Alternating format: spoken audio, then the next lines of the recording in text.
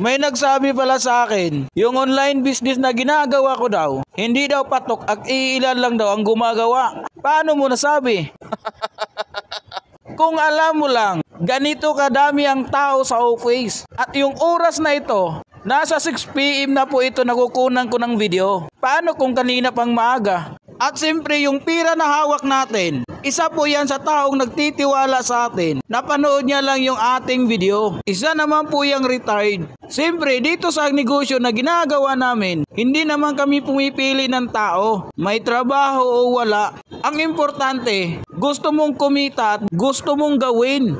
Ang ayaw ko lang sa tao, yung gustong kumita pero walang gagawin. Gustong kumita pero walang puhunan. Hindi talaga ako interesado mag-explain sa ganyang tao.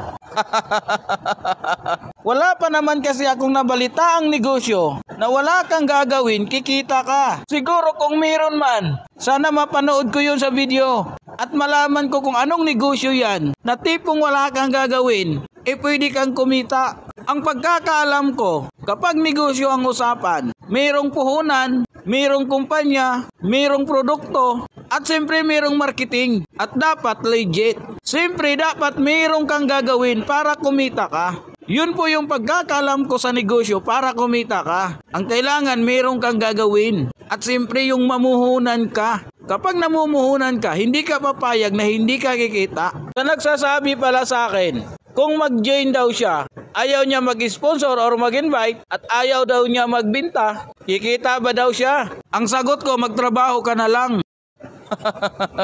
Huwag mo nang magtangkang pumasok sa pagninegosyo kasi literal mayroon kang gagawin. Baka sa pagtatrabaho mo wala kang gagawin, kikita ka, maganda yan. Ipagpatuloy mo. At mayroon namang nagsabi sa akin, kung papasok daw siya sa online business, ano daw yung mga dapat gawin? Una-una, ihanda mo yung sarili mo. Pangalawa, dapat may cellphone ka or laptop. At mayroon ka dapat wifi or data. At siyempre, dapat mayroon kang Facebook. At siyempre, dapat mayroon kang puhunan. Hindi mo naman kailangan maglabas ng milyon-milyon na puhunan para makapagsimula ka dito. Ang kagandahan, maliit ang puhunan, pwede kang kumita ng malaki. Bukod sa kikita ka, yung mga taong magtitiwala sa'yo, tuturuan mo lang din kumita at paano mo nagawa. Ang mas kinakagandahan sa ganitong negosyo, ang mga trainings libre lang po. Everyday merong training. Ang kailangan mo na lang makinig at magpaturo at mag-training ka para matutunan mo lahat ng gusto mong matutunan. Kaya kung isa ka sa nakapanood ng video ko, gusto mong nagkaroon ng idea, paano magsimula at paano kikita, pwedeng-pwede ka mag-direct message sa aking Facebook page. Para sa ganon, maibigay ko sa iyo ang full details, paano magsimula, paano gawin at paano ka kikita.